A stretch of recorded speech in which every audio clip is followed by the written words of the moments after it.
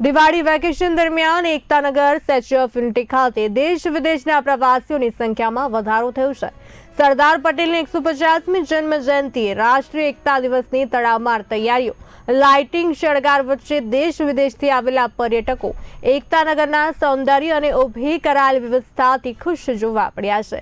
વિદેશથી આવેલા પ્રવાસીઓ એકતાનગર ખાતે વિવિધ સ્થળોની મુલાકાત પછી કહ્યું, આ એક અદ્ભુત જગ્યા છે। અહીં મહિલાઓ દ્વારા ચલાવવામાં આવતી પિંક રિક્ષા જોઈને વિદેશી પ્રવાસીઓ ઘણા પ્રભાવિત થયા છે।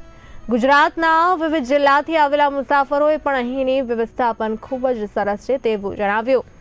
સ્ટેચ્યુ ઓફ યુનિટી નજીક યોજનારી એકતા પરેડની પ્રેક્ટિસ પણ લોકો માટે આકર્ષણનું કેન્દ્ર બની હતી।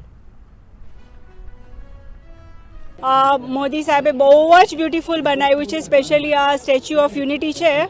મેં આજે હું સેકન્ડ ટાઈમ આવી, આ 2 મહિનામાં છું અહીંયા, બીજી વાર આવું છું। એટલે ફર્સ્ટ ટાઈમ હું અહીંયા એકલી આવી હતી, પછી મેં મારા ફેમિલીને બી કીધું કે ચાલો તમને બી જોવા લઈ જાઓ।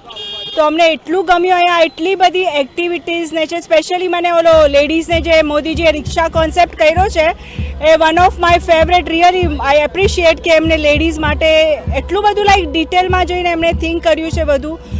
તો મને તો બહુ ગમ્યું। અહીંયા અમે અલગ અલગ એક્ટિવિટીઝ જોઈ, ગાર્ડન્સ જોયા, જંગલ રાઇડ્સ ને એ બધું જોયું, ફ્લાવર્સ ગાર્ડન, લાઇટ ગાર્ડન્સ, બહુ બધું જોયું। પણ જે સિસ્ટમેટિક ને બધું જે છે આઈ રિયલી એપ્રિશિએટ એમને જે કર્યું છે। મને તો એટલું ગમ્યું, એટલે મેં કીધું મને જવા નહીં દેશે તો પણ મને જોવું છે અહીંયા, બિકોઝ ટીવીમાં આટલા વર્ષ બહુ જોયું છે મેં, પણ આજે મેં રિયલ મારી આંખોથી જોયું। અને સ્ટેચ્યુ ઓફ યુનિટી જોયા પછી ખરેખર એક અમે પૂરેપૂરા અચંબિત છીએ અને ભવ્યથી ભવ્ય બનાવ્યું છે। ખરા અર્થમાં કહીએ તો સરદાર સાહેબને આટલા વર્ષો પછી પૂરો ન્યાય મળ્યો છે। આટલી જનસંખ્યા, કોઈ પણ જાતની ક્યાંથી અવ્યવસ્થા નથી, સ્ટાફ પૂરો વિનમ્ર, ક્યાંથી કઈ જગ્યાએ જવું, જે સવાલો પૂછો સરળતાથી બધા જવાબ આપે છે કે તમે અહીંયાથી મતલબ ગાઈડલાઈન બહુ સારી કહી શકાય। સ્વચ્છતા તો ઉડીને આંખે વળગે એવી છે કે ક્યાંય કચરો દેખાય તો તરત સ્ટાફ છે તરત કચરો પકડીને ડસ્ટબિનમાં નાખે છે।